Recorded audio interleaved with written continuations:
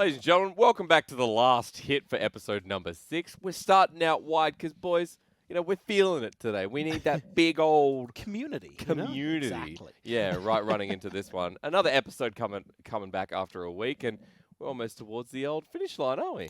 I know, it's kind of crazy. I didn't expect it to kind of creep up on us as much as it did, but yeah, I mean, definitely we're starting to see how these teams are shaking out. It's super interesting. And we're still working quite a lot. We're going to big weekends. As we're recording this, of course, it is a Friday, so we're running into triple digits. What do you call it? Triple days?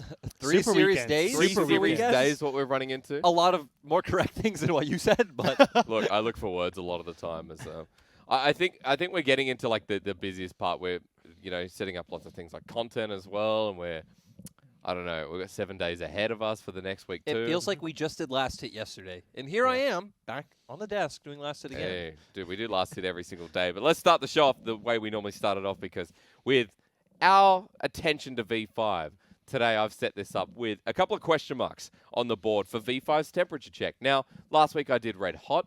This week I'm thinking they're still pretty hot after coming off WE's win, but I wanted a bit of I'll start with you, Dagda, because I know Lyric has some things to say about where the temperature should be for V5 this week.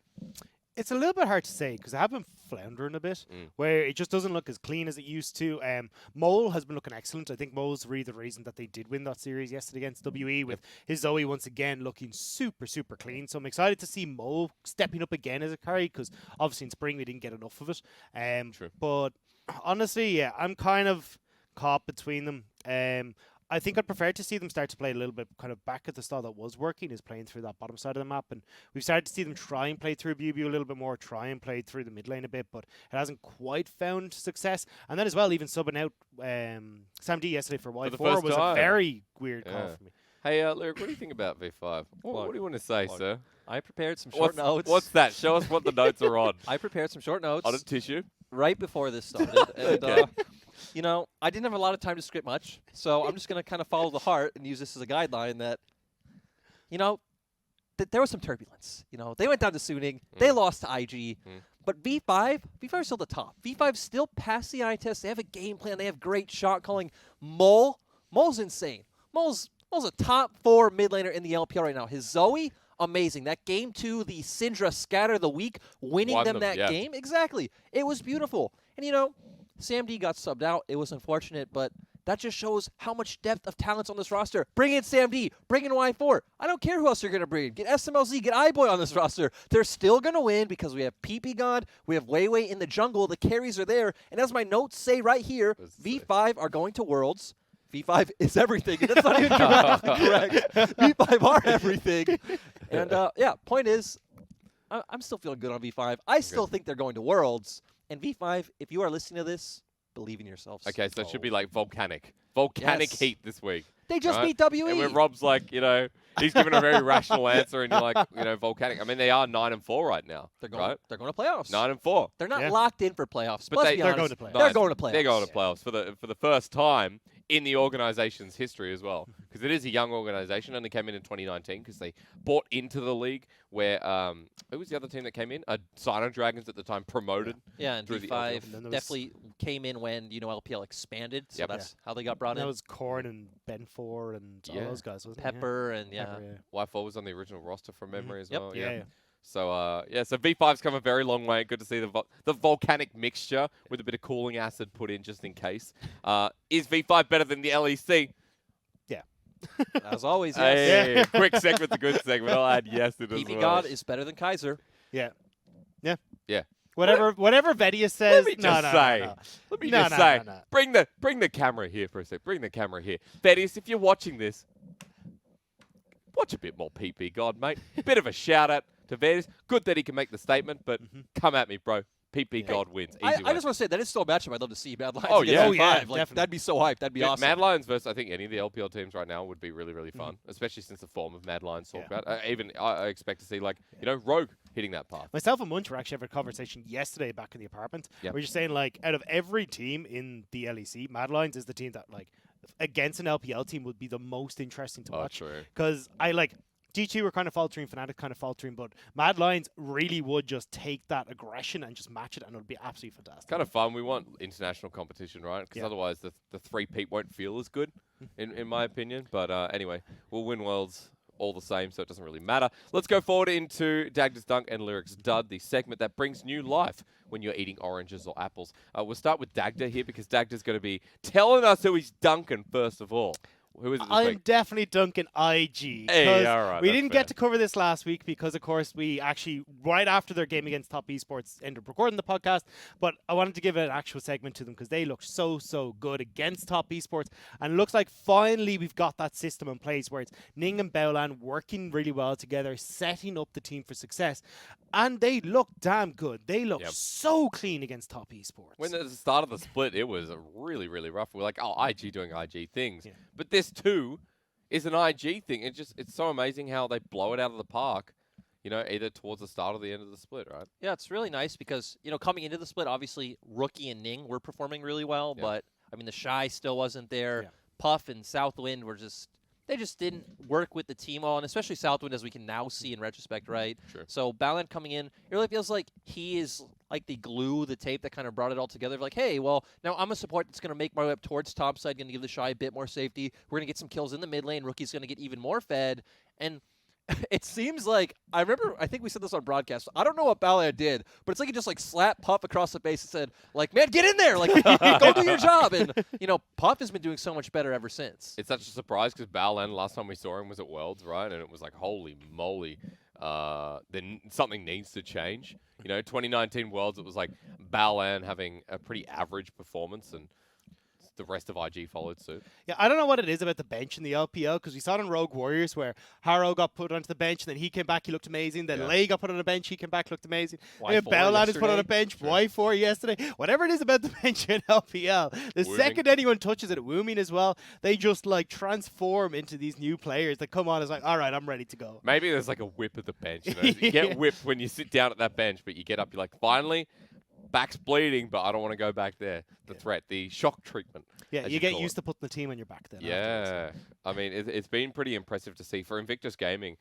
Just as a heads up where they're sitting, they are confirmed in playoffs already. Not confirmed in top 4 like JDG are due to the individual games and series, but 11-3 is a lot better than the trajectory we saw at the start of the split. I think they were like, you know, they were 5-3. Yeah, they're on a 6-series win streak. They were 5-3 and they were middle of the pack.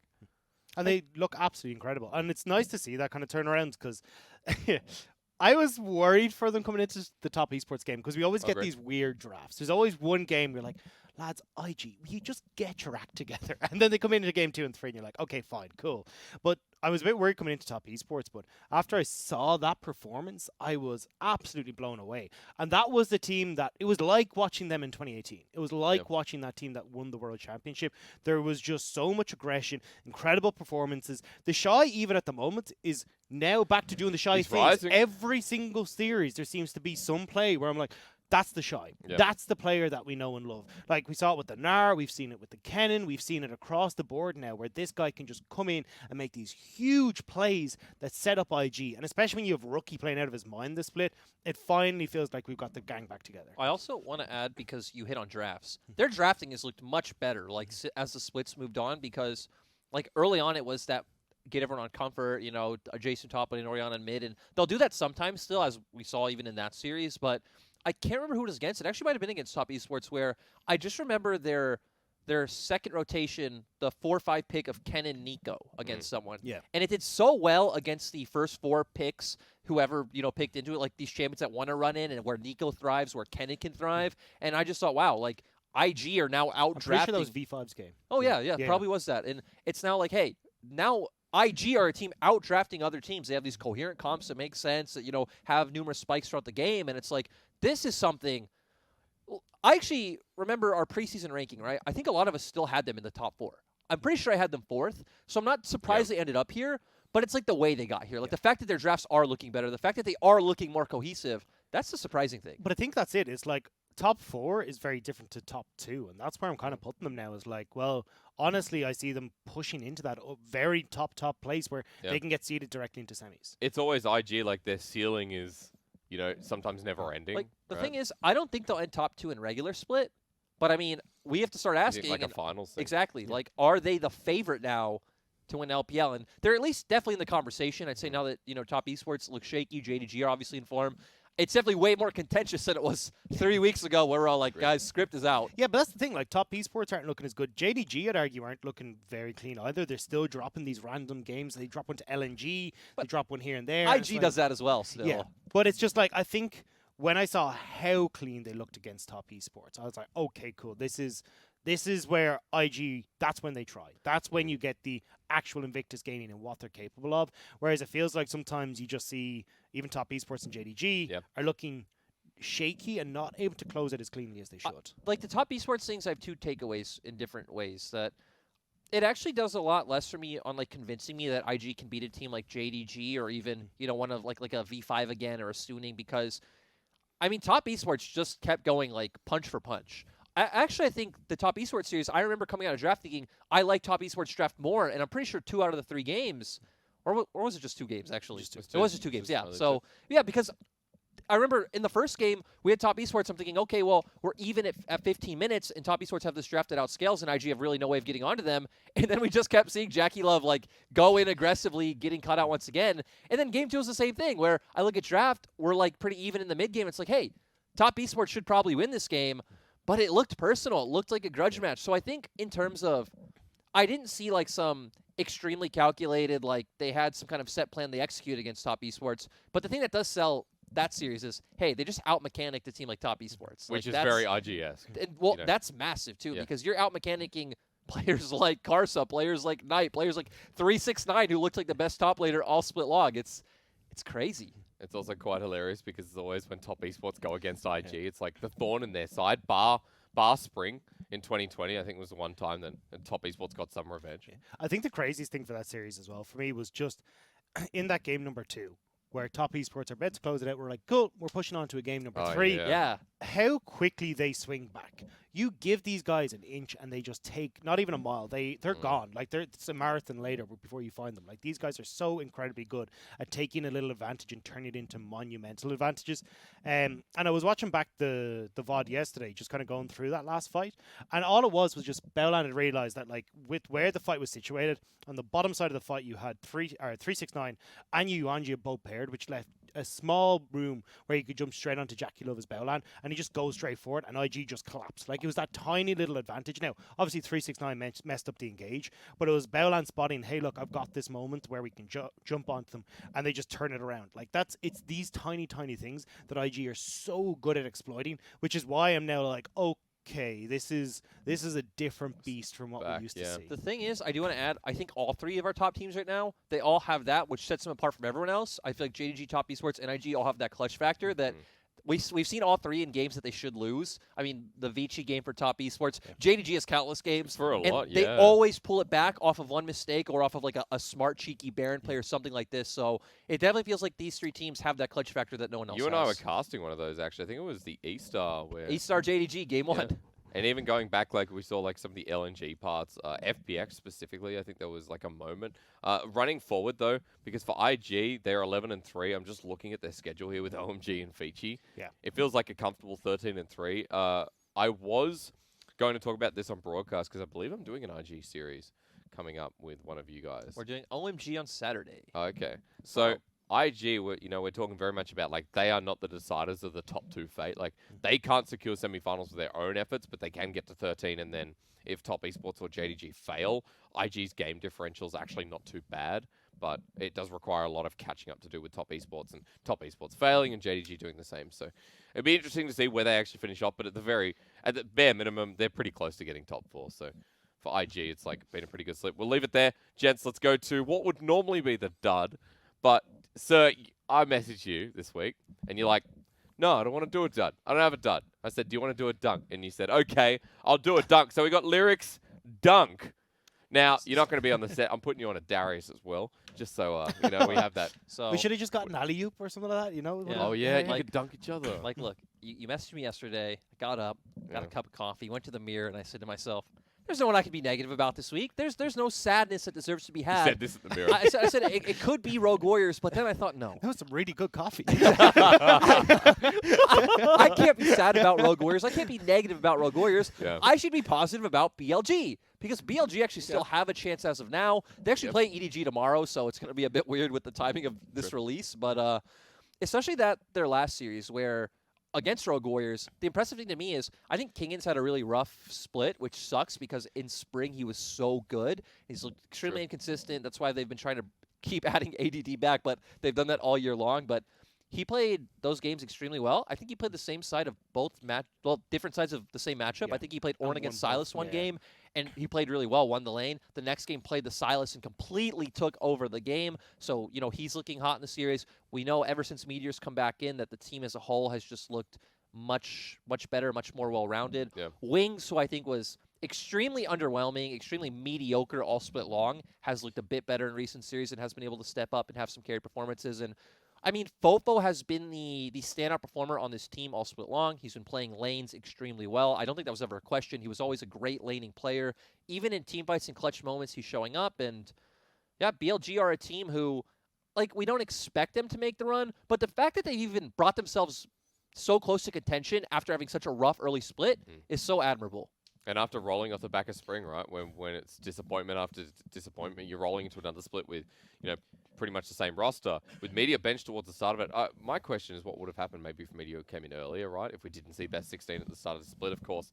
It does feel like the momentum coming off of best 16 for Meteor was part of what made him impactful, but he is just a good jungler. You just need that little bit more time on the LPL bench, that was all. You just The got to make bench. sure you get a couple more of those bench matches play, in. man. But still, I think I'd imagine.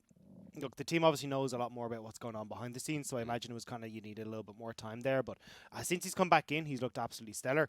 And the thing for me is that the map play has gotten so much smarter from them as well. Like the Rift Herald usage has been really on point.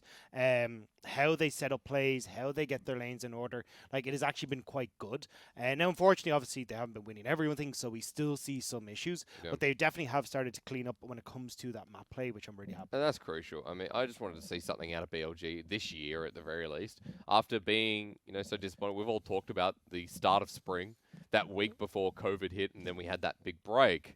And then, obviously, there's a lot of internal drama that's been... And we can see, about, like you just said, the talent's there. Their early game is there. Yep. Even now, their only problem is once we get to, a mid-late game transition of where, all the outer turrets are down, we're starting to go to inners, or, we're playing for Barons, that this is where BLG kind of starts to... You see the inexperience show through, which is very strange because that was where they shined last year.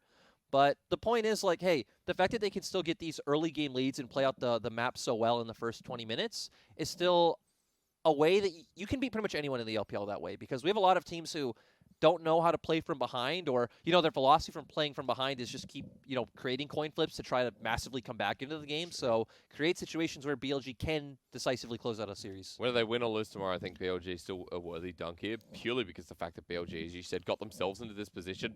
And running into tomorrow, I know, our audience will have already seen this. Of course, we are recording on the Friday. But if BLG going up against EDG, I would say that BLG feel like potential favorite. It's hard. It's very hard, close. but just because of what I've seen recently and rising to this series, it does feel like BLG against a team like EDG, there could be some similarities as well. Yeah, I think it's mostly about Kingan again is the question mark for me. If we get a great series out of him, I think he can just take over against Xiaoxiang, although Xiaoxiang has also been looking good. And as well, Wings, as you talked about, a lot of the times when we go into that 20-minute plus situation where they're playing towards Baron, it's Wings who gets caught out. We've seen a good few times now where he just overextends in mid lane and ends up with the pick, and then that snowballs the game back in favor of the enemy team. So I think if you can get that where Wings is just keep himself in check a little bit more, I would honestly see BLG being able to take that series against EDG, but it is hard to say when you've got to wait and see how does Kingdom perform, what happens with Wings, because the other three I'm actually pretty okay with. But I also want to add on to at least a serious discussion. I think EDG do come in the favorites. I think again, how far they got in spring. I think the experience of their players, the peaks of their players, all trump BLGs. But at the same time, I actually want to take this a different route. I want to go the mental aspect of where EDG are coming in expected to win. EDG have expectations to make playoffs. BLG have no expectations. Especially after early spring, everyone just thought, okay, well, this team's done. Let's move on, go next year. The fact that they are coming in, and sure, that they have the pressure from themselves, which is going to be massive, but you don't have the community expectations. So you can just say, hey, if we lose, not a big deal. If we win, it's going to be awesome. So EDG are the ones feeling the heat, not BLG. I mean, that's a great point. I do have to move on, though, gentlemen, because we have to get into our playoff, or centered around our playoff discussion here with the race on. Just quickly to top this conversation off, you know, for BLG and EDG, the losers out. And, you know, may the best man win, right? Bit of a heated situation. They just hope that no one gets above 8. In the playoff series, otherwise, a leaderboard, otherwise they're out anyway. So we'll move forward. Gentlemen, today is all about the race towards playoffs, and we have 5 spots remaining as of today, which is Friday the 31st. Now, the 5 teams that are not secured are currently V5, LGD, WE, FPX, and Suning. We are not going to do this in order of standings, because otherwise I would start with Suning, who I feel like should have been secured at this point. We're going to start with V5, because that's how you create content. You start with the popular team. V5. Now, let's just summarize. Coming from spring to now, already, boys, wear the capes. Put the capes on, pants off, whatever. Do whatever you want. What are we going, Captain Underwear or something? There you go. Captain Underpants. V5 are currently, as we're recording this, 9-4. They have 9 more series wins than they did in spring. V5 are essentially what feels like secured in playoffs because they have 9. But their performance is split. Let's just take a moment to smell the roses. Their performance from this new team put together has been, I think, pretty exceptional. Yeah, I agree. I think it's been absolutely incredible, especially when you look at like a bunch of rookies. Sam D, PP God coming across. You got guys who are coming off of the Sunni LPL bench, so obviously they're going to be amazing. But coming in, you got Weiwei who's looking fantastic. Mole is looking so much better than he had before. And Bubu as well is destroying people in the top lane. Like, that aggressive style is now starting to actually work out in his favor. So I'm really impressed with V5 because I don't think anyone had expectations for them coming into spring. Well, hang on. Do you see who you're talking? Messiah. What do you think about this one?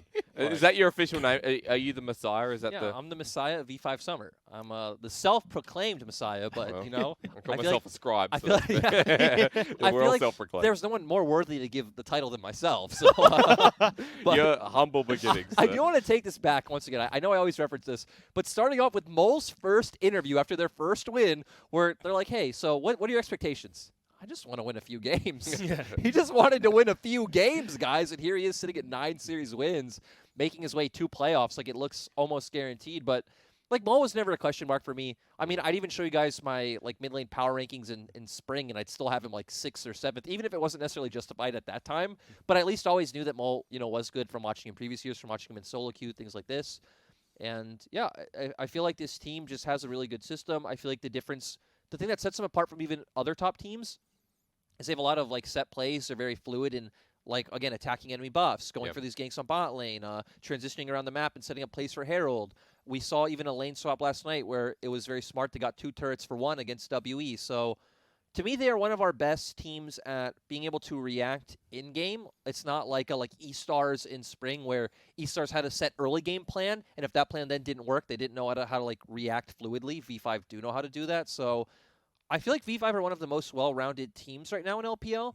The thing that just stops them for me is experience, to where they'll get either outdrafted in some series and like that game's just over. They don't know how to play out from those situations, or if it gets to like the clutch factor against like a JDG, a top esports, and IG, they don't have that at all. Not there yet. Yep. I think as well, going on the inexperienced part, we can see a little bit of that greed as well in them sometimes, where they stick around a little bit too long in the lane to try and finish off a terror, get another terror plate, which means that then their resets are a little bit late for something like Dragon or Rift Herald. does that all the time. Yeah, he's the one that stands out to me. So that's where I'm kind of like, okay, we can still see little things, but it's like very workable. It's like, look, you're better off backing now rather than getting that terror plate. You'll actually be in a better situation. So I think, again, it's just inexperience. This team very much will grow as the years go on. So I'm excited to see what they can. But I definitely think for playoffs, this team is definitely. I also just want to quickly add, like, it's not even their first year. This is their first split. Right? Yeah. First split. Like, hard emphasis on split, because Sam D's only ever played 1 split of LDL before this, and PP God's, you know, been around a bit longer in the LDL, but still,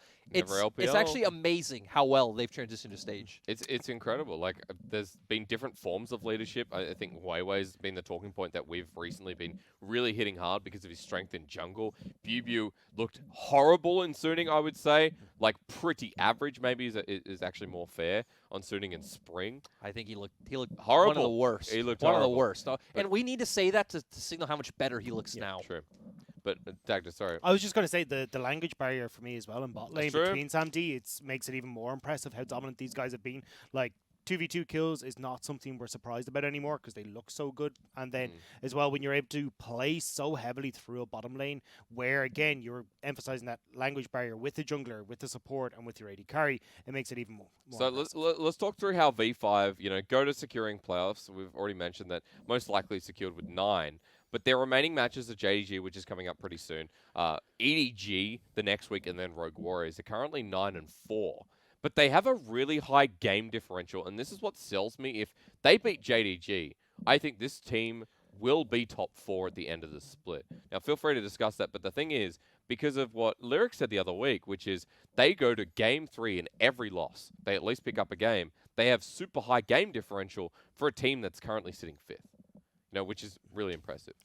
I know, and that's the thing is that, like, I want to be able to say that they're going to beat JDG, but that is a massive task. I'll say and it is. I know you are both going to say, which is why I'm going to opt in to be the voice of reason. Not sure about him. Are you going to say it? Would you say they beat JDG? think- On cast. Let's You go. just self-proclaim yourself the Messiah. You're like, actually, you know No, I was what? gonna say, I think gotta take this off. I think I predicted V5 in our prediction, so at least I'm gonna stay consistent. But to me, it's one of those things where, can V5 beat JDG? Yes. I definitely think they have all the tools to beat JDG.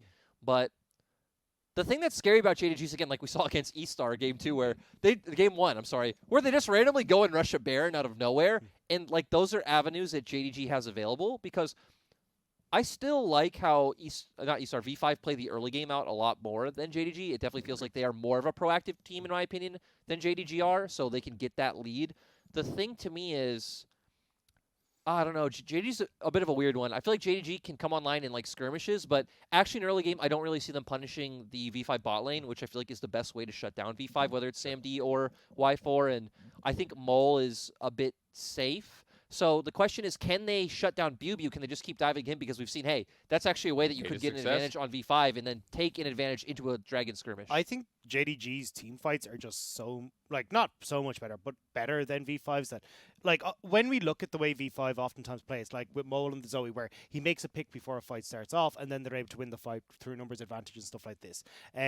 There is times where Sam D's on the Ashe and they're struggling to try and find damage and to find consistent ways to win out in these struggles. So I think when I look at JDG, I just give emphasis over towards Loken, because he's been playing super strong. His ability to churn out a whole heap of damage. Kanavi's ability to find these picks when it's on the Lee Sin and set up these amazing plays, or be a carry in and of himself. I think the ability of JDG to play team fights is where V5 are going to struggle a lot. Now, I could be completely wrong. Maybe it is going to be a case of V5 are able to turn it on. But at least from what I've seen, just think JDG holds. I would actually say it's fair. I'd say you could say JDG are better at team fighting than V5. But can V5 find those early game advantages? They almost always do. They almost always are able to get up a 3 to 4K gold lead. Even soon in game 2, right? They were 5K, I think, when they lost that fight and lost the game. So that's where I'm going to go with V5 winning this game, is being able to pick up those early game advantages through the early ganks, the early invades into Kanavi's jungle, and being able to snowball from there. And that's the thing. I think that's the biggest one, especially in bot lane, because Lumao has been a big question mark for me over the last little while. He's been mispositioning. He's actually been caught out in 2v2. So I think if there is somewhere to try and punish, it's actually Lumao, which is really surprising since he was our Spring Split Finals MVP. But definitely, I think that's the way you punish, is through that bottom side, through Lumao, and then obviously, as you say, getting in to punish Kanavi. I'm just not certain if they don't get ahead, what happens then when we do get to that. I do want to quickly add, I do think, from a neutral perspective, JDG probably do come in favorites. Of course. But I'm sticking with V5. If we're talking about clutch moments, just as a side note, I wanted to add that Loken, with his performance, that clutch moment will be there for JDG, from what I've seen. But if they beat JDG, they would be 10-4. Now, if they beat JDG, would you then say comfortable to put V5 as a top 4 team? Because EDG Rogue Warriors is their final week. Is a very winnable schedule. What's Suning's schedule? Suning's I think is that's harder. the bigger one. I think it's harder. Vici. Suning's is a little bit harder. It is Vici is one of them, just looking I think now. WE, right? And then FPX. Yeah. So I think if V5 beat JDG, they should be favorites to finish top 4 regular split. Yep. Which is something I never thought I'd say. I didn't think that'd be in playoffs anyway, but, But week 2, I did say there would be. And I said they were going to Worlds week 3. Go look at the VODs. But look, we'll move forward to finish off for V5. They're in a very good place for them not to make playoffs would be the biggest twist of fate.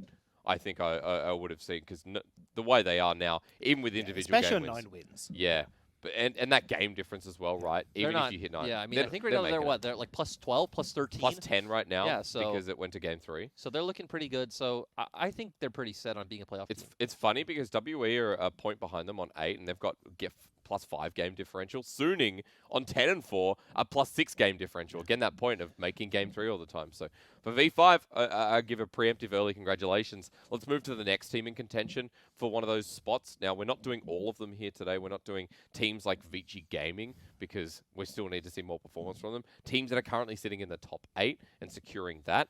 LGD I want to talk about because they are currently sitting 8 and 5. And LGD, it's been like 4 long years since they've made playoffs. And they're a team that we were really hyped with the roster change. And it took a while to kind of get there. Jordan, we'll start with you. I feel like it's like the thing is they actually came online very early in the split, right? They started racking up those wins early. They were, I think, top 3, top 4 early in the split. Yeah. And then they kind of started to not falter, but hit some bumps in the road. We saw. So they got there and then they found the bump and then. I also think it's because they're not relying on draft, but they have like very set drafts that they like to go for, as we keep seeing with like the first pick Twisted Fate even now. So I think there's ways that they have found to be punished. But I mean, even LGD, I feel like should be expected to be in playoffs. But they're actually the one team I look at in the top 8 now that they lost to FPX. That if there's a team that's knocked out, I actually kind of expect it to be them. I don't think they will be, but they would be the team I would expect if it happened. Wow. Okay. I agree fully with them. I think the loss against FPX and how messy it looked really doesn't fill me with confidence for these guys. I thought that this would at least be because even remember when we were talking about like where we rated them overall a couple of podcasts ago. My thought process was these are going to be consistent. These are going to be the guys you know what you're getting every single week. You know how they're going to play. It's going to be team fights. They're going to look good, and then they'll probably end up losing out to teams that can outplay them on the map. But that's not what we're seeing. LGD's team fighting has been a little bit shaky. Their map play is what we kind of expected has been a bit shaky as well. So this is now where I'm kind of like, I'm not certain where these guys sit. And although they are sitting on 8 wins, so I'd imagine, because they've got 3 games left, one of them is against a fairly okay team. So the remaining LNG. They've got a game against LNG, so I imagine they got tonight. Remaining schedule is Vici, BLG, and LNG. I'm just going to progress to this because their remaining schedule is probably one of the easiest, right? Yeah. If they get over Vici, then 9 again. That's that favorite number. But if they win that, they should be finishing at like 11 wins, right? They could even finish over Suning if Suning don't get the wins that they need either. I mean, again, they still look like a playoff team. I think that's very. I don't expect Vici to be able to take any of these spots, but LGD looked the shakiest. I actually still think in team fights, if LGD gets to the team fight like in the right way, they look fine. The problem is, I think getting to the team fight for them is quite hard. Yep. We'll typically see someone like Mark maybe get picked off early, or maybe someone die in lane to a gank. It is typically that bot lane. I feel like their bot lane has been punished a lot recently. Kramer just missed his 8th Enchanted Crystal Arrow in Yeah. a row. Something like that happens, but yeah, their setup isn't always there. But when they get in the team fight, I still think Longsheng plays an extremely good role as a front line. Mark has still found some great engages. There's one Leona ultimate that sticks out in my memory. I think it was against WE, or it was one of their recent wins because they actually went on a pretty good recent streak. They beat WE, they beat RNG, so it's like, hey, those are teams in the middle, in the upper half with WE. Well. Exactly. After losing to Rogue Warriors, you and I did a segment about it. We did. After losing to Rogue Warriors, LGD started looking good. So I feel like the talent's still there.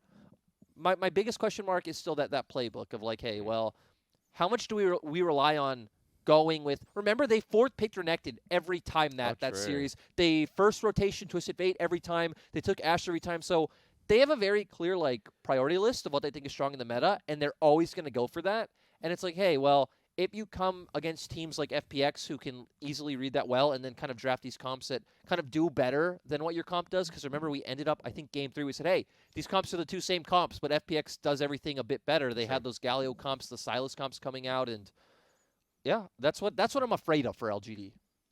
Okay, a lot of issues with LGD and how they place. How far up do you think they can finish before we go to the next team? Just tell me, because remember, max they can finish is 11. They could also finish like 8 and 7 and be on the cusp. But just a reminder, that schedule is like BLG, LNG. Vici's their next one. I feel like they'll end up losing a game either to Vici or BLG. So I think they'll end up 2 more wins, 10th. and probably end up that kind of sixth That's place The spot. first round. Yeah. I mean, hitting top Uh, 4 th- is There'll near be a impossible. higher seed in the first round, is what I expect. They'll be okay. fit 6. Okay, nice way to end. Let's go forward because I actually I will end with a Vici RNG little throw as to if you guys think they can make it. Hold your thoughts, so don't give it away early. WE, Team WE, a team that has once again played the same style. If anyone missed out in spring, they like Galio. I don't know if anyone else realizes that. They really like Galio. They have their own formulaic comps, I guess, as well, with small variations. But they're a team that I think have been one of the funnest to cast because of how they play League of Legends. Yeah, I mean, look, they've got these. Well, as the Chinese side has branded them, and we've kind of nicked is the comps that flow with the wind. That's So the it's one. like these ones that are like, hey, we're gonna have a bunch of Galio and Twisted Fate and things that can come and roam with us, and Teacher Man's gonna be super supportive, and it's gonna look great, and it has. It's looked pretty good. Beishang has looked really, really good, and I think their bottom lane hands. Definitely, Jomong has been a little bit more consistent this split, which is what I'm really happy with. But still, I mean, even in the series that we saw yesterday, there's still issues.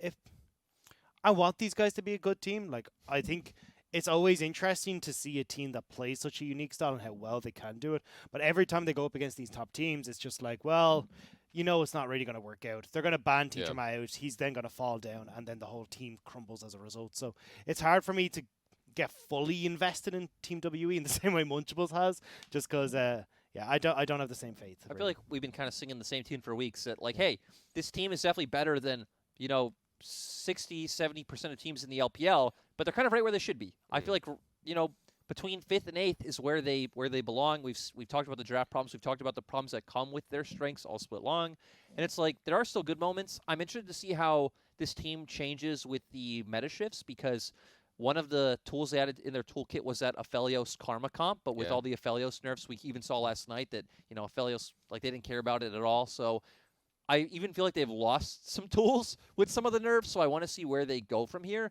I still feel like they match up potentially well against teams like LGD and FPX, who are going to opt into the brawl that WE wants. But I think against teams like Suning and V5, as we saw yesterday, could be a bit rougher because these are teams that play that pick style so well. And we even saw it, I think, in Game 3 where WE just keep defaulting to everyone says A-ramming, but trying to get pressure through mid is 5. And if you could play these comps that can just kind of work around that, like we saw the Zoe being able to pick people off with the bubbles and, trying to get the River Vision or a TF or something along those lines, a Bard, I feel like WE will struggle against those teams. So you talk about their climb and where they sit in playoffs because, again, just a reminder, 8-5 for this team. Their remaining schedule with the week 10, because they're not playing any games, bar Easter. Easter's the next one, OMG, and then Top Esports is their final series. So for WE, it seems hard for them to get above 10 with Top Esports in the way. But even then, against OMG and Easter, maybe there's some questions. At least hitting playoffs as a guarantee, like LGD, does also feel correct. Yeah, I feel like once the team kind of gets to 9, it's feeling very much like they're guaranteed to hit that top spot, or at least get into playoffs. Like, it's going to be a super strange one because look, once we get to that, it's like BLG, EDG, all these teams that are kind of down there can't really get to them. RNG are kind of struggling as well, so we don't really see RNG getting to that 9th place spot. So then you're realistically looking at Vici to try and push through, but they're against like LGD, some of the top teams as well. So it looks very likely that they will move. Let's leave the talk about how to bridge up to the 9. For WE, how far would they get? Do we see quarterfinals again if they expected to make playoffs? So with that talk. So in playoffs, yeah. that's what we mean. Yeah. I think so. They'll make it first round. I think it depends, right? If they can face LGD or FPX, actually those series are very winnable. So maybe they do make it back to quarters. But if they have to face, let's say, who's ever above them, either the Suning or V5, then I think it could be rough. So they're a team I think potentially makes quarters. I agree, apart from the FPX one, because I feel like FPX have found success kind of doing what WE been doing a certain amount with, like doing beyond the Galio on the Twisted Fate on very similar compositions. It's just I feel I have more confidence in Gimgoon on the top side of the map than I do in Morgan, because I feel like you can go towards Morgan. Well, I feel like you can go towards the Gangplank. You open up for a little bit more where they've got the ability to counterpick, Morgan's champions, like the Renekton and this kind of stuff that he's been going towards. And then FPX just do what I want to WE do, add, but better. it's actually funny that me and you have the same opinion but reverse. Because I agree. I have more faith in Gimgoon than Morgan. But I have more faith in Jomong and Missing than LWX and Crisp. And I feel like that's what it'll come down to. The thing for me is I feel like right now WE play this style better. And it is slightly different. It's not the exact same way they play, but again, we're going to enter these early brawls and skirmishes right in front of Drake, around bot side, et cetera, et cetera. The thing for me that like is scary for FPX is like the asterisk for me is more experience and especially best of fives, right? That the best of 5 buff that comes with a team like FPX that won Worlds. But yeah, so it's going to be a question of what comes down more massive, right? Is it going to be Gimgoon over Morgan because Morgan does not look good recently, or is it going to be Jomung and Missing who have both been playing extremely well? I love that we're talking about FPX in relation because now we have to move on to the FPX. If WE are, expect to make playoffs, FPX still at 8, but they've only got 2 more series left. Week 9, they're not playing anymore. Of course, they did beat LGD recently, which if they didn't, then FPX has a chance they wouldn't even make playoffs altogether. DMO and Suning their final series, 8-6 as I said, but their game differential only a +2. FPX, if anyone hasn't been watching, have looked absolutely shaky. Bringing back Gimgoon now, a little bit better. A lyric called a duct tape. She'll be right, but boy oh boy, FPX, huh? Yeah, I have not been convinced at all by these guys. Even when they get leads, it's like they don't even understand where their composition's trying to run with. Like, we saw them when they had Gimgoon and Gimgoon on the Gangplank, Doomby on the Twisted Fate. I was like, oh my god, these guys are so far ahead. They can just go play through a side lane. They can use all these TPs. They can just play the map state and they'll be able to win it out fine. And then I just watch as they like TP to the middle of a lane for no reason. And it's just like, you've just wasted now a Destiny. You've just wasted a teleport. Now you can't play a map state and you're forced to fight at this next dragon in a 5v5 and then they end up losing the fight. I'm like, what are you guys Clumsy doing? is the word I'd use. Exactly. Right? And I don't understand It's weird because I actually remember that comp. I think it was against EDG. And that comp actually can team fight, so I can like empathize like with what they're going for.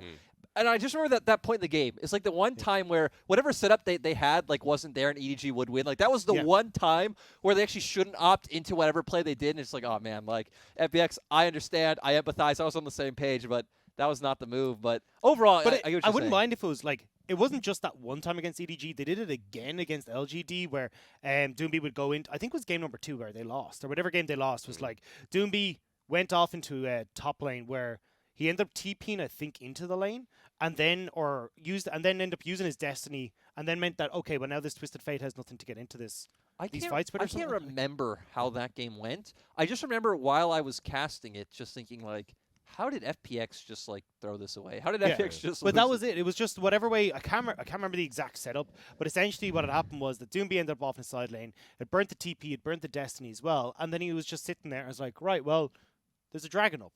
I mean, LGD, you're just going to go towards dragon, and then you've lost your entire advantage there. So it ended up being these weird plays, and that's where I'm like, I can understand. Like, I agree with you for the EDG one, where they can go for these fights. It's not the end of the world, but in a composition that is so like, do not fight LGD, and they're still trying to go for these 5v5s because of the errors they've made. That's where I get a little. I think worried. it adds personality to that. Look, the fact that they go for this stuff. So I like you've it. gone from an RNG apologist to an FPX apologist. Either now. way, It's fun to watch.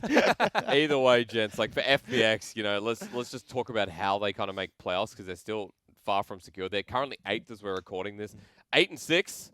They play DMO.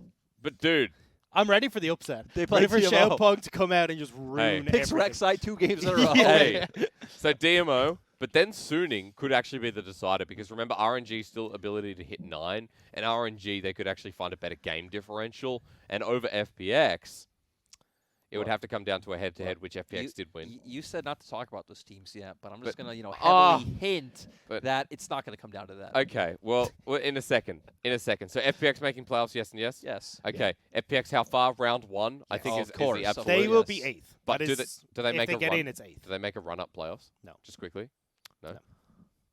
The thing is, again, like, I think from a gameplay perspective, I don't expect them to. It's just that, like, best of 5 Best of five, FPS asterisks that, like, Okay. Yeah. they're see- the team that I think is most likely of any team to make some kind of run to, like, semis or finals. The problem that I have is that because I see them getting in that 8th place slot, that means the chances are they're facing off against Suning or V5, Yeah. which I don't see them being able to win against. So even in a best of 5 scenario, Actually, that I'm not scares convinced. But me that's- more. I think I actually favor FPX against I those would teams too. more than I do against Dude, W or especially LGD. Suning, but Oh, even God. like best V5, as a team, they haven't played a BO5 in a competitive environment yet. Yeah, that's what I'm scared of. Oh God, it's Oh, so man. strange. Why is FPX more favored in my mind against the better teams? I don't know, but it's crazy. At the very least, like, they're secured for regionals. That's a good thing for them. Yeah. Not secured, absolutely, but because we have 4 seeds in there, something. And we have a bunch of new teams. Like I feel like they should be right. They got top 3 in spring. And because we've got JDG in guaranteed top 4, and like IG. Yeah, right. Like it feels like JDG, IG, or top esports will obviously going to automatically go to Worlds off like winning. One will then go off points because these teams are all top 4 in spring. So and then regional points as well. Like they'll have 2 chances at Worlds. So for FPX, making playoffs at bare minimum was important. Just to try and get a couple more points. We'll leave it there. Still making playoffs is what my analysts are saying here. Let's finish off though, because Suning's the one I left till last. Suning are 10-4, but still, as we talk about this, are not secured. Now, there's been a lot of discussion with Suning. They are a team that I think I've casted the least. But when I did cast them the other day, I was not convinced that this was a top 4 team, a team that had 10 wins. So saying that, I give me was my water.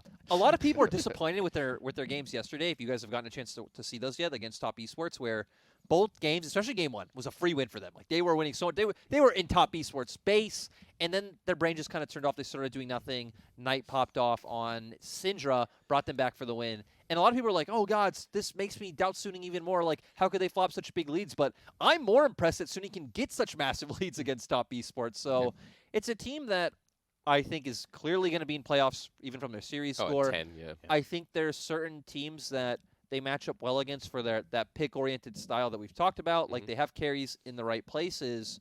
But, I mean, I think we talked a lot about them last week, right? There's obviously still some question marks with some of their gameplay. I think their team fighting obviously has always been the big one for all of us, like how they coordinate engages, how Bin and Sword Art work as front lines.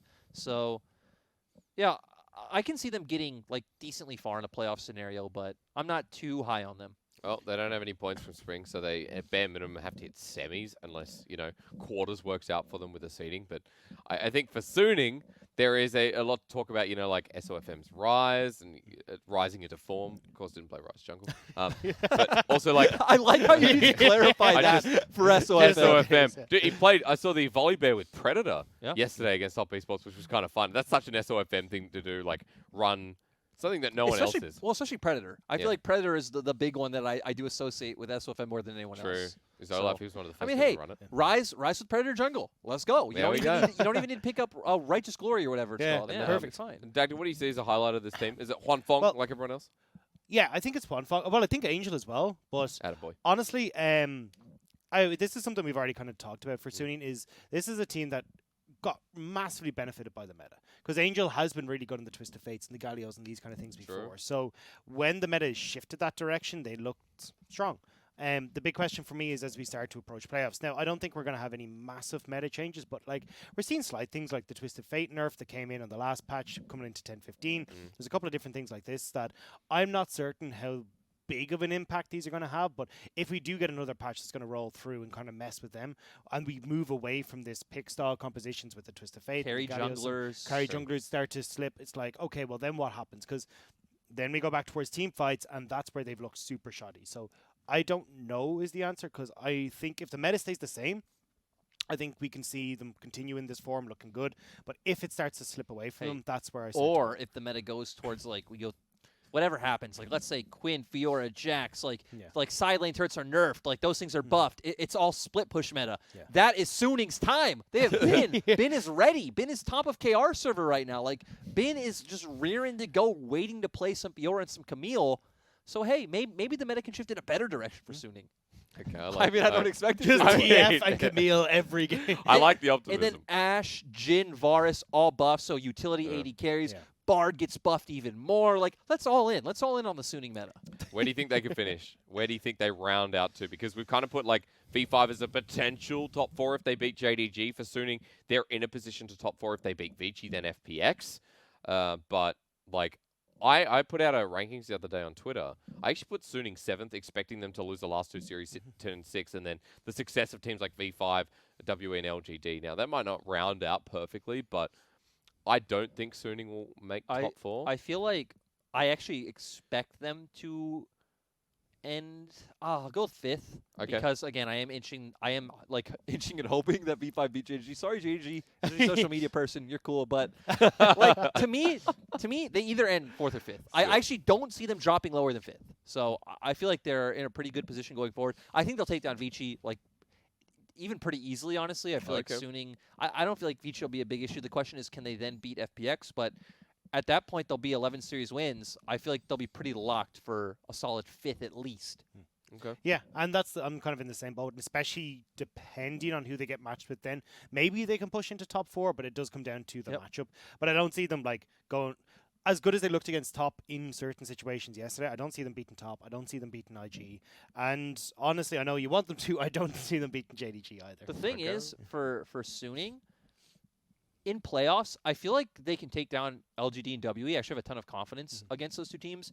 FPX is the one I'd be afraid of. And then V5 would be the interesting one because I feel like that matchup is like extremely close on paper. I would personally edge it out to V5, especially with their series, despite Suning winning 2-1, that game 2. But at the same time, that is a very winnable. I think that's 50-50. That is as split of a series as I can imagine in playoffs.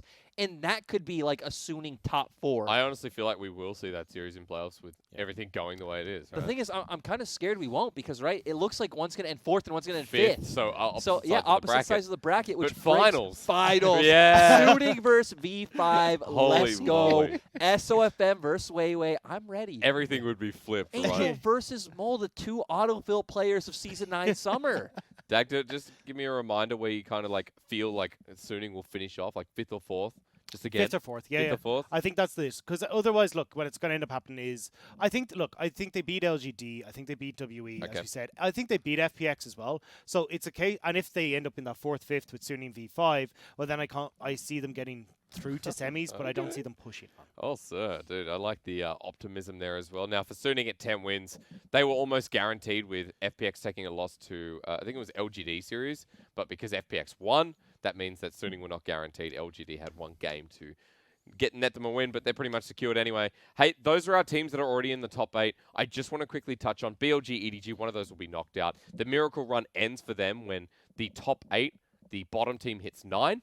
So as in, FPX, WE, and LGD hitting 9 means goodbye to BLG, EDG anyway. RNG and Vici are in the conversation for the miraculous run. Let's just quickly go because we've only got a couple of minutes on this. This is off script. RNG, to hit playoffs, need to win all their series to hit 9 in their series coming up, boys. Top DMO, esports. Top esports. Top esports, BLG, Rogue Warriors. So the 3 series there, very manageable, bar Top esports. So I feel like they have to beat Top esports to get playoffs to split. Good luck. That's kind of weird. I actually don't feel like that's some insurmountable challenge. Again, with recent form, I think it looks winnable. The problem is, I once again, as always, expect RNG to stomp them hard one game, to flounder game 2, and then in game 3, RNG aren't there. Okay. That's so, for me, it's weird because it's funny. I'm actually kind of scared. I'm scared that now that I've finally given up faith on RNG, and you read out their schedule, I'm just kind of like, that's a very doable schedule. And they lose it all. No, they win it all. I'm like, oh, God, why'd I get off the hype train? But let's be honest. I was going to say, so the thing for me is I feel like RNG revolves so heavily around Xiaohu, or well, at least the mid-jungle 2v2. And I just give that edge to Carson Knight. I don't see a world where Xiaohu really gets much of a I don't think they've been doing, I don't think we've even been seeing them play mid-jungle 2v2 lately. It's typically, the way a lot of top esports have looked to me is one side is getting attacked so hard, so it's mostly been bot, but even 369 in a bit in recent series. And then Carson's kind of left to go and try and cover fires, but typically can't because they're just slow. They're just so slow at reacting to plays.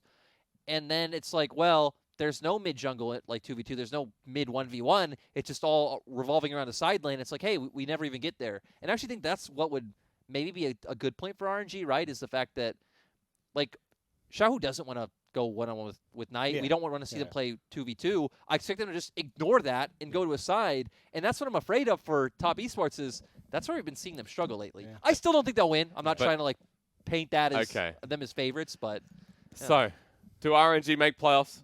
Just to confirm. No. Say it. No. Say it. No. I can't say it. Okay. So is that a no? That's a no. Okay, I'm just making sure. It's a big no. All right, there we go. Apologist, nevermore. Let's go to Vici Gaming before we run on to our fan questions. Vici Gaming are currently 7-6. They're outside the cusp. They're relying on FPX to find a loss to make it a little bit easier for them. But for Vici, LGD suiting IG, they have 3 series left. They can hit a maximum of 10. But the problem is the teams they're going up against is suiting LGD and IG. Their schedule is the hardest to finish off. Now, do they win any of those series in your mind? No. Could potentially see LGD. I don't think they win any of them. Like Yeah. potentially. I'm Yeah, not no, saying, no. I mean, potentially they beat Suiting and LGD in my mind. Yeah. I think both of those but they can come out. yeah, but- I don't see them getting the full way. I mean, the next problem is that, they have to get past teams like FPX. Now, if it did come down to same game differential, they do have the head-to-head over FPX. Just saying. But it's a very hard task for a team that's shown amazing signs of brilliance that could be a playoff team, but then flip the other book and you're like, this team looks horrible. Honestly, I was never sold on Vici. I was never at any point in the split where I thought they would make playoffs. I thought there were a lot of glaring issues, and like to me, we've talked about Sunni, we've talked about JDG, we've talked about so many teams that kind of ended up with wins that it didn't look like they necessarily should have. To me, Vici is like the biggest offender of that. There's so many Vici games where I still remember Game 3. FPX Game 3. I still remember OMG Game 1 where it's like OMG got a big lead, but OMG were winning with like 2K early with a comp that completely outscales, and like all they do is give up like, let's say, like 2 dragons. They come online with their items, and then they fight that first dragon. They actually get the dragon. They funnel into a choke, and that's when Zika got like the triple kill on LeBlanc, and it's like, well, Nice. The biggest issue for me on Vici is the draft. Every time I look at them, I'm like, lads, what are you doing? Because it's like, okay, well, we're going to take Renekton in the top lane for Cube. Then you see, like, and that's when you've already seen, like, a Zoe and a Karma and everything else on the other side. You're like, what do you expect or LeBlanc, here? right? LeBlanc Like as well, it'll yeah. be like the comp we saw with E-Stars. You're gonna draft like Renekton LeBlanc into like a Karma Graves, Oh, yeah. tanky top, unkillable tanky comp, support, yeah. and then like an AD carry that can build death stance, and you're just like, how does this work? Yeah. And every a time. lot of the time it does, which is like the sad part. It's of, annoying because it's like it shouldn't, but Yes. it does, right? But it's like that for, like, game 1 against EDG. It was like, we saw it basically, like, if you watch the EDG series, that's exactly the draft that you want against what Vici is going to play. Sure. And in game 1, we saw EDG just run into the jungle. They all get sandwiched between Vici. It's like, great job, guys, we did it. We won the game. You're like, that was so stupid. And then you go into game 2 and game 3, and EDG actually played the composition the way it's supposed to be played. And Vici can't do anything. I do want to end, like, at least my thoughts on a positive note that obviously this team has a lot of good players. I actually say, all around, like, I'm really high on, obviously Zika's looking really good. I think Ike's has impressed me so much more in summer than he did in spring. Agreed. Like, I'm so excited for this player in the future, and Cube as well. So their bot lane, I think, is more, not more questionable, but obviously, like, iBoy's been around so long, I feel like we kind of know what we're getting with him. And Maestro is, oh, God, Maestro's back and forth. Maestro's... Yeah. Dude, Maestro's got some confidence. There's no way I can word it that I feel comfortable on broadcast. So it's like Maestro's got some confidence, and I love it. He's almost like Hung, But- right? No. No. That's the Point is, Jordan. this team schedule. work is too- together, I got where bros. you're going. I got where Thank you're you. I got where you're going too, but I'm not going that direction with Okay. you. Not here. But I feel like the schedule's a bit too hard. I'm not too sold on kind of what I've seen on the Rift, and yeah, I don't think they should make playoffs. Okay. Dagda? Same boat. Especially with the lineup that they have ahead of them, like IG, Suning, and LGD. That's so hard. What can they do? How do you, yeah. To finish off with IG as well, imagine making the run. You're like, Yeah. we're almost there, but we do actually need 10. And then Invictus If they Gaming. do it, that is so impressive. Yeah. Though. Like that is some massive respect to Vici because that is a hard schedule. And then we get Vici into playoffs somehow for the first time. Again, like LGD in a very long time. Then they'd be a true dark horse. Oh, if they yeah. beat Yeah. those teams, so yeah, it'd be nice to see. All right, gents. Good stuff. I almost swore there as well after you mentioned the hung thing, but I remember that was me. Let's finish off the segment here. Also, thanks for leaving me on an island. Let's finish off the segment here of the day. We do your last hit as always. We get our fan questions in to answer, and I like the ballsy statements that follow suit as well. This is a very special edition. As you know, there's an LPL Discord out there, a community Discord that is very vocal and They're awesome. they're awesome. Yeah, there you go. This is a much easier way to say it. There's a couple, but the one we're talking about, I think, is I'm not getting into this. There's 2 of them. This is one of them. The LPL Special Discord Edition starts with question number 1 from Edgelord Weep. Great name, by the way. Lyric nods in approval. I want to hear some flame for Vici's coaching staff. Now, don't dig yourself into a hole. In general, I do think Vici's philosophy of just benching players is a detriment to them. Every time they lose with Luoyan, it's like they automatically jump to benching him. Same with Hung. What do you think?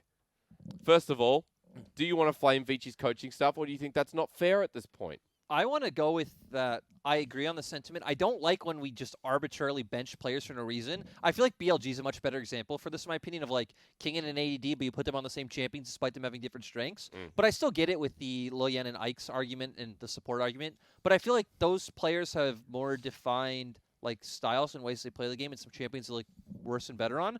But I feel like at this point, right, you just commit. And it does look like Vici have finally chosen to commit to Ike's. The thing that's scary with Vici, right, is that Vici can lose their next series with Ike's and be like, well, let's just put back in Luoyan. Yep. And it's very confusing. I actually do like them going with Ike's and Maestro more than Luoyan and Hung, despite the fact that I feel like it's kind of similar to me like a Gimgoon situation where at this point in time, Luoyan is definitely a better jungle than Ike's. But Ike's definitely looks better with this team than Luoyan does. And I also feel like champion pool-wise, like for Maestro versus Hung, Maestro looks so much better to me on champions like Nautilus, on champions like Leona, on all the champions that are defaulting to. But yeah, so I'm kind of mixed on the coaching staff. Yeah, we had a conversation. Like, I'm opposite. I'm a Lian fan. I think he should be the starter. But yeah, I can't. It's hard. I mean, look, if you're going to criticize the Vici staff for this, you got to criticize half the LPL right now because you got EDG doing it, BLG who are doing it. Like, there's so many teams that are doing it right now. And as we said, though, they're drafts. The drafts are the big one. That's that one I will 100% flame them for. The drafts have been horrific. But from a perspective of, I would love to see them stick with one, just take it and run with this. But I mean, it's hard to kind of go, hey, look, this is what you should be doing because half our league is doing it. Because I think it's easy to be like, oh, it's Coma and everything should be perfect and Vici should be a top tier team or whatever. But especially in the LPL. To give them their due, like, they have improved. Yep. Like, they have massively improved. So whatever about flaming the coaching staff, they have got the job done. I do also, compared to Spring, look so much better. Just want to add too that, like, I can say for sure, like, even just like even from an outside perspective, but obviously with kind of insider info from being team side, that LPL as a region is way more like player centric than like, let's say, NALCS. Like, this is not necessarily where all your teams have a top down system where coaches, say what to like players to do and then, so on and so forth. It's a lot more collaborative for sure. You can see that with the Vici drafts, right? It looks like Zika gets his hands on the block whenever he wants it, whenever he thinks it's good. I'm sure Coma's taking a lot of input from the players. And I actually like the player-driven system way more than like what NA's doing or trying to replicate traditional sports. I don't feel like that's worked in esports, at least in League of Legends. I don't feel like we've seen that. Even like Counter-Strike is a game, they don't do that. It's way more player-driven than it is like coach-centric. So I feel like it's hard to just blame the coaching staff when, let's even say the management doesn't give them that power, right? What if it's the management team that says, hey, well, actually, the players do have more control than the coaches. Like, if a coach wants to do something, they go to the manager, and the manager's like, well, like, I don't care. Luoyan wants to do this. It's fine. So I feel like it's really hard to blame coaching staffs in any teams because all organizations are run differently. A nice little shrug there to agree. All right, nice little start. Let's go to question number 2 here from Cloth and Metal Teeth and Crows. One of the... Well, maybe. This is one of the, I believe, moderators of the Discord. He says, and also he's an OMG fan, so get ready. Ooh. Do you think Icon will be able to bring OMG back to playoffs? He's, of course, talking about the future. Or is it time to move on from him? Plus, he says, Curse sucks at Wukong and should never pick that champion again. First, the question. Do you think Icon should be able to bring OMG back to plus, or is it time to move on after all these years? So the base of this question is, should they stick with Icon, pretty much? And it's such a weird one to me because all year long I would have said no. But the past 2 weeks, the guys look so good, which is so surprising. He's been going back to like Orianna and Azir and a lot of these more like traditional, I don't want to say old school, but champions that have obviously been meta throughout the years. So it makes sense that a player like him who does have so much experience in the scene can play them well. But it's a situation where I want to see OMG next split maybe go with the opposite of what we just said for Vici.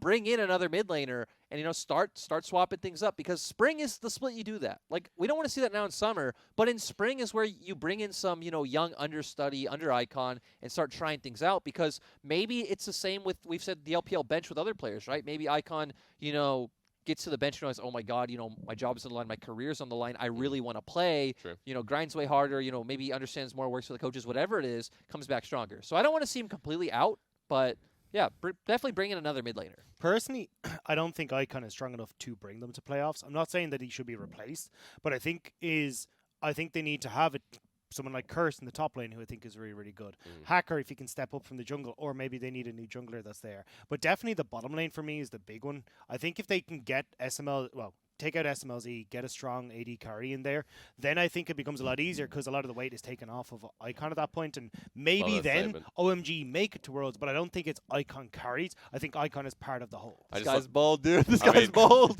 That's jeez. I just love the take out SMLC, put in a strong AD carry, which would never be said in like 2018 or even 2019 when he came through. But interesting take on the question. I think Icon, from my perspective, was talked about a lot last year with OMG, and I remember Raz did have his 2 cents on the matter as well, and I remember I think Kat on the Chinese broadcast quoted him, and he got in a lot of strife with the OMG fans because they're talking about take away Icon. Again, someone else. I have a Weibo. You can go follow me and watch me there. Don't worry.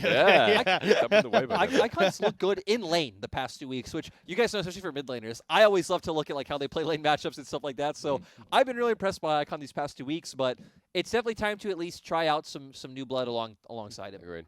Out with the old, in with the new, but maybe keep the old, in with the new. Not out with the old, kind of move the old over to the opposite side of the fridge, and put your new can or bottle of whatever on the other side. That will go off. You got to. I'm just saying, might have to freeze it. Whatever special sauce I can put on my sandwich right now, I still have that other sauce for later, or for special sauce. All right, let's go. Different tastes. So let's go to question 3.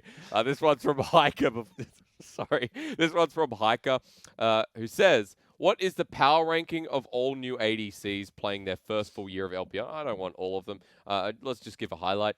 Like Wink, Huanfeng, Jiomeng, etc. I always feel like more people should be talking up the freshman class of LPL AD carries. I'm pretty sure this guy runs an LPL podcast, which is interesting. Okay. So it's kind of like a shout out to him, if anyone wants to go check out his Twitter. Later is a 1 Clock podcast, who is the person, maybe that's one you're thinking of, or is this another podcast? Well, it might be, but point is, so we're ranking new freshman first year, full year of LPL. So who do we have? So we have Huanfeng, Jiomeng as stated, Wink's in there too. Yeah. Technically, we have Sam D. We have a bunch more. So, how many? I feel like since you're the host, you kind of list them out and you pick for us. Oh, and then I do top 3. I think probably top 3 is probably best, right? Okay, I feel like top 3 is probably. Let's get the easy one out of the way. Huanfeng. Huanfeng best, right? Do you guys agree that it is the best of this year?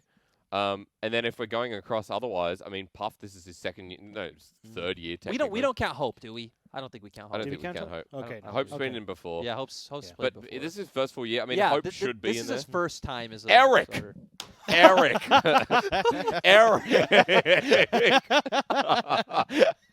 Do you agree with Eric? I was going to say, I guess we do count Hope, because if Hope doesn't count, then Wink doesn't count either. Interesting question. Dude, stop. He just is like, Eric is like, no. Dude, it was funny for a second, but stop it. Stop it. Let's move forward then to Sam D. Sam D hit top 3.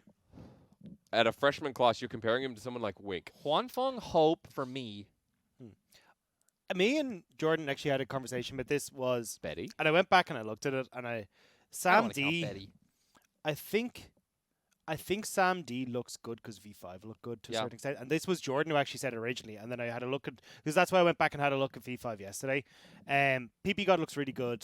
Weiwei looks really good. And I think as a result, it makes it easier for Sam D to look good and have these card performances. But when you look at him being a bit greedy with turrets, not resetting on time, sometimes he's in these weird positions where he shouldn't be. And as you're coming up towards objectives and stuff like that, I think that's the biggest issue for me with Sam D and trying to rank him into that top 3 spot. I agree. Yeah. And the thing is, I still don't think Sam D's bad by any means. I actually think the funny thing about this question is it feels like we don't really have any bad freshman AD carry actually. Because Jiomeng was there, but then improved. So that's why he's going to be my 3rd. Yeah. Because my 3 are Huanfeng, Hope, and Jiomeng, which feel like the easy answers have been the ones that have been playing all year, so it feels why it's easier to look at. But I don't think Sam D's there. Wink falls in that same line of me where he was heavily facilitated by his team, and I still don't ever think he felt game-changing, right? He was put in positions to have these high damage numbers, but Hope yeah, Huanfeng, I agree and with that. Yeah. I see you looking at my laptop. The highlighted I'm answer trying is the to- real answer. I mean, okay, Eric will be the special. The Thank special you. Special guest. entry, yeah. Yeah. But no, I agree. I agree completely. Sorry, Dag, did you variate any out? No, that's why I was going through just to be like, no, not. No, The only other wouldn't one put we him, can so think yeah. I can think of off the top of my head who even is a freshman is Rat, but even him, right? He's No. not. He's not there. But He like needs more time. I was, Same with Wink as well. Is just Yeah. I mean, Huan Feng without a doubt feels so strong. yeah. I mean, Huan Feng is conversation for one of the top 80 carries in the league, let alone as a rookie. So Yeah. I think he wins by default. Kind of a shame that Wings doesn't hit into that conversation Yeah. from what we've seen. and Shubin, let's go. Oh, Shubin. Shubin and Helper. Hey, they both played in LPL before. They don't count. Hey, that's it though. I think yeah. that's a pretty good list. No, all right, let's move forward. Question number 4 of just making sure I answered this.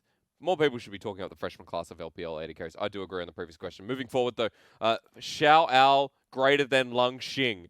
This is who this is from. Which 4 teams do you believe will play in the gauntlet? So the regional finals. Who do you think it'll be that'll play in the regional gauntlet? Now, if you need some help with this, I do have my magic list. So I'm going to first of all automatically disqualify JDG because even if they don't win the split, I think JDG will either win the split or just win by points. Like Yep. I think JDG will not be there. I think they're JDG's gonna out. Move yeah. on. Now, who do I think is going to win? I this? think Top Esports will be in the same category. They'll either win the split or you might not believe that anymore after recent form, but I still think You know what I'm going with? I'm going with IG are winning the split. Okay. JDG are going off points. So those two are out. it's Top Esports regional gauntlet with the highest seed. Yep, top esports. Are you happy with that? I think Yeah, we're- I'm trying to go through who wins between top esports and I'm IG. all aboard the IG hype train. Yeah. I'm with my man. I'm Rookie. gonna tell you regional. I'll give you mine, then you guys can give me yours. I think highest seed's gonna be Top Esports, Yeah.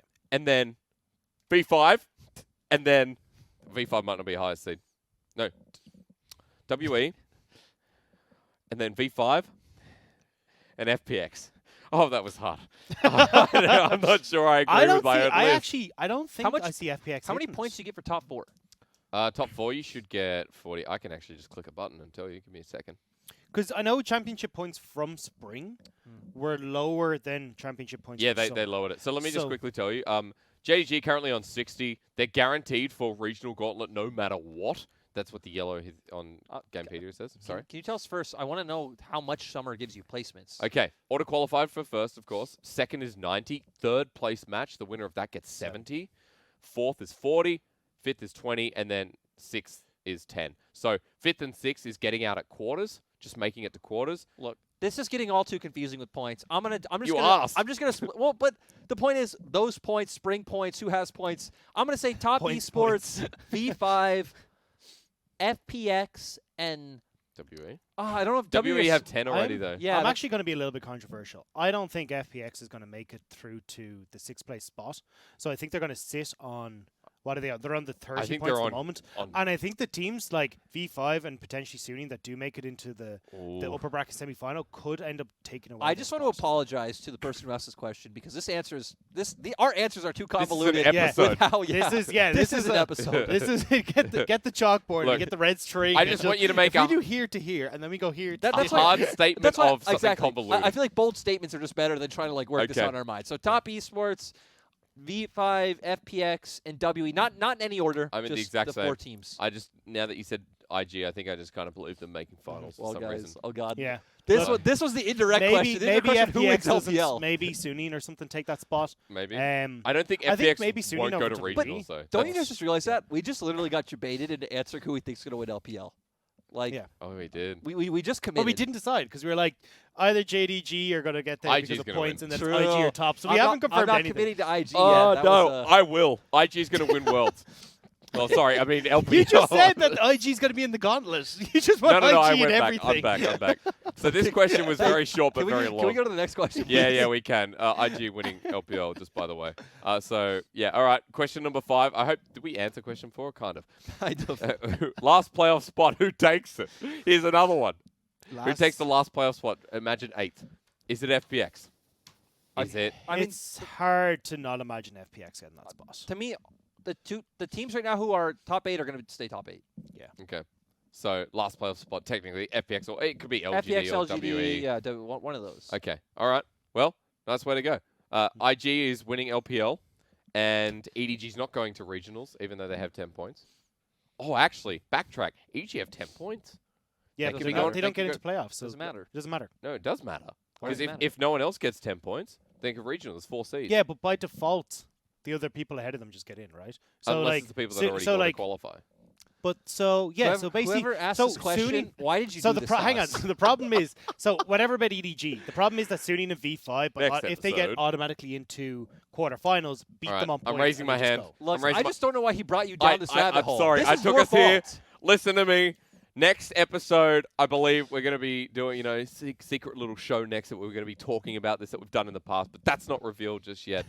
This will be the last hit before we go towards the end of the split and, before we have that little beauty there and get in towards playoffs. So, gentlemen, it's been a pleasure to run with the last hit first, split season. We started in spring, didn't we? Last hit, first split. Kind of, technically. Kinda. We had like First year? two episodes, I think, Oh, maybe one. I think I don't know. We backtracked because this is episode 6 of the new season. My mind's still all over the place from you trying to Yeah, make last that work. Dude, Last hit hang is on. going to Gauntlet, and 1 Clock Podcast, thank you for question number 5. For shout out greater than Lung Xing, that's the problem. The name even makes you think, it's the same person. But a big thank you to our production team, hard working, and to Lyric and Dagda who've joined me as always. I am Asterix. It will be bye for now, but not forever. We'll see you towards playoffs.